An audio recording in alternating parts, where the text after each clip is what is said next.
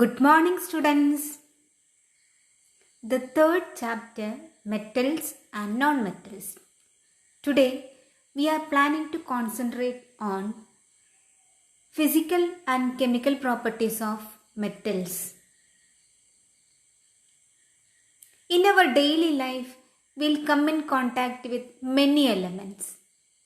For example, sodium as common salt, or in washing soda, or in baking soda. Calcium in toothpaste. Copper, iron, aluminum, etc. as building materials. Gold, silver, platinum as decorative items. Carbon in different chemical products. Sulfur in matchbox, matchstick, etc. Nitrogen as a main part in fertilizers. Many elements are familiar to us. Among all these elements, some of them we express as metals and some are called non-metals. For example, copper, aluminum, gold, sodium, potassium, calcium, magnesium. All these are metals. On the other hand, carbon, phosphorus, sulfur, etc. we represent as non-metals. While we examine the chemical nature, we'll get more explanations. That is, when we go through the electronic configuration of elements familiar to us, we'll write the electronic configuration with the help of the atomic number. For example, calcium, atomic number 20, electronic configuration 2882. Sodium, atomic number 11, electronic configuration 281. On the other hand, carbon, atomic number 6, electronic configuration 24. So, some elements have in the outer shell 1 or 2 or 3 electrons. Some of them have 4 or above 4. Some have 5, some have 6, some have 7, etc. Okay. Elements who release electrons in chemical reaction and become electropositive, they are called metals. 281, sodium, electronic configuration. Normally, sodium has a tendency to release the one electron from the outer shell and become sodium ion, Na plus ion. Calcium 2882. It also has a tendency to release the two electrons and become calcium Ca2 plus ions. Such elements are called metals. Elements that release electrons in chemical reaction and become electropositive, they are metals. On the other hand, some elements have 4, 5, 6, 7, etc. electrons in their outer shell. They normally accept electrons in chemical reaction and become electronegative. For example, sulfur, atomic number 16286 is the electronic configuration. It has 6 electrons in the outer shell. So normally in chemical reaction, it accepts 2 electrons and becomes S2 minus, electronegative. Elements that accept electrons in chemical reaction and become electronegative, they are non-metals. Metals, they release electrons. Non-metals, they accept electrons. Metals electropositive in nature. non-metals electronegative in nature.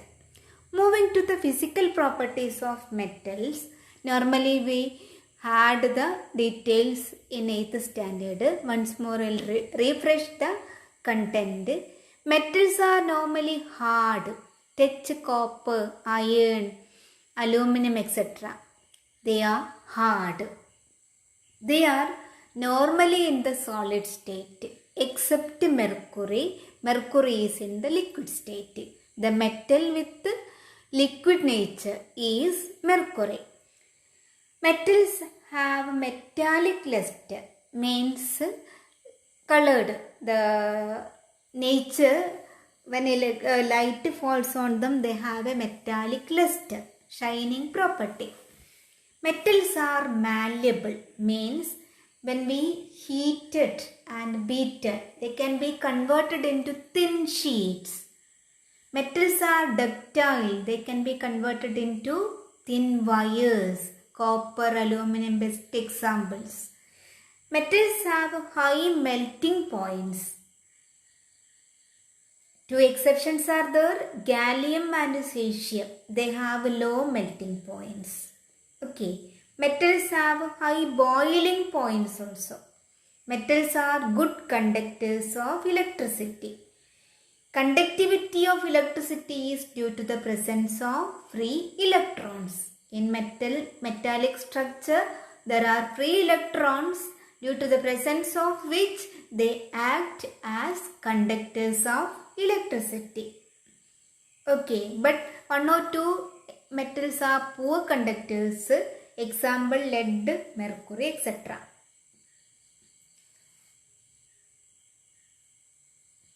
Metals are sonorous. They make a ringing sound when struck. Normally all the musical instruments, they contain metallic parts. When they struck, they'll make musical notations. That is, metals are sonorous. Okay. Physical properties of non-metals. Non-metals may be solids, liquids or gases. Solids, example carbon. Liquid non-metal example bromine.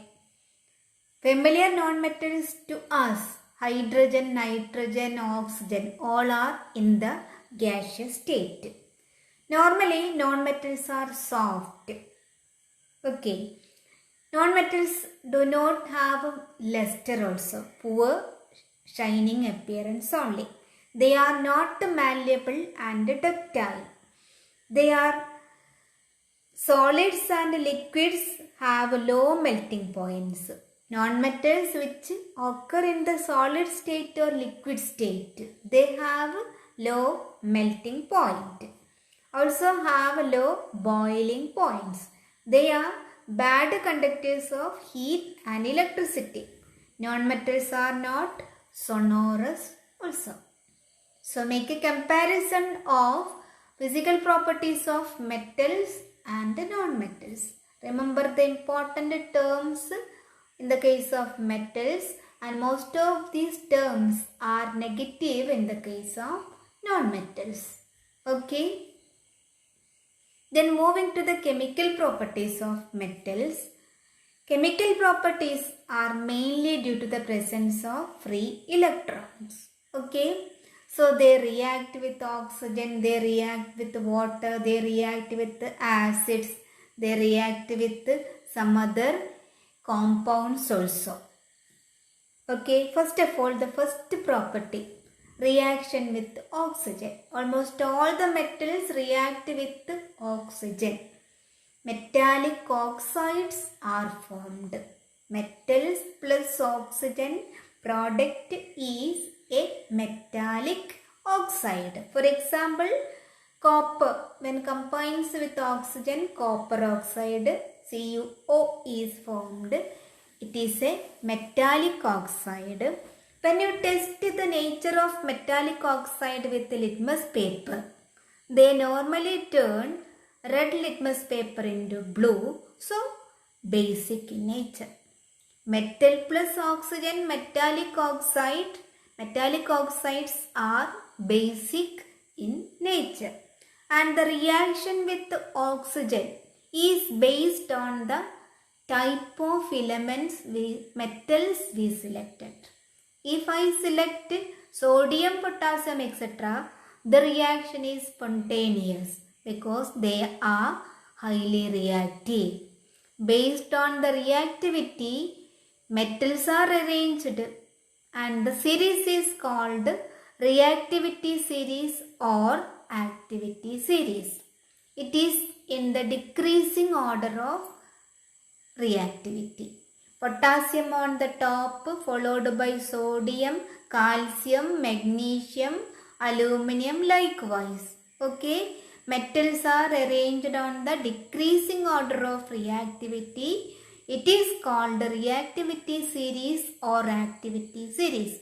The complete reaction is instructed based on the position in the reactivity series. So metals like sodium, potassium, etc. react vigorously with oxygen. Okay, calcium also react. Metals like copper, etc. show very slow reaction. Iron also show a slow reaction. The reaction is not vigorous. Okay. So metal oxides show acidic and basic properties. They are amphoteric oxides. There are metal oxides that show acidic as well as basic properties. Normally all the metal oxides are bases or basic in nature. There are one or two metal oxides which show the properties of bases as well as acids. They are called amphoteric oxides. Example, zinc and aluminium. Okay, zinc oxide and aluminum oxide exhibit both acidic and basic properties. So reaction of metal with oxygen, metal oxide, basic in nature. Okay, and the reaction is based on the position in the reactivity series. Metals which are on the top conduct spontaneous reaction.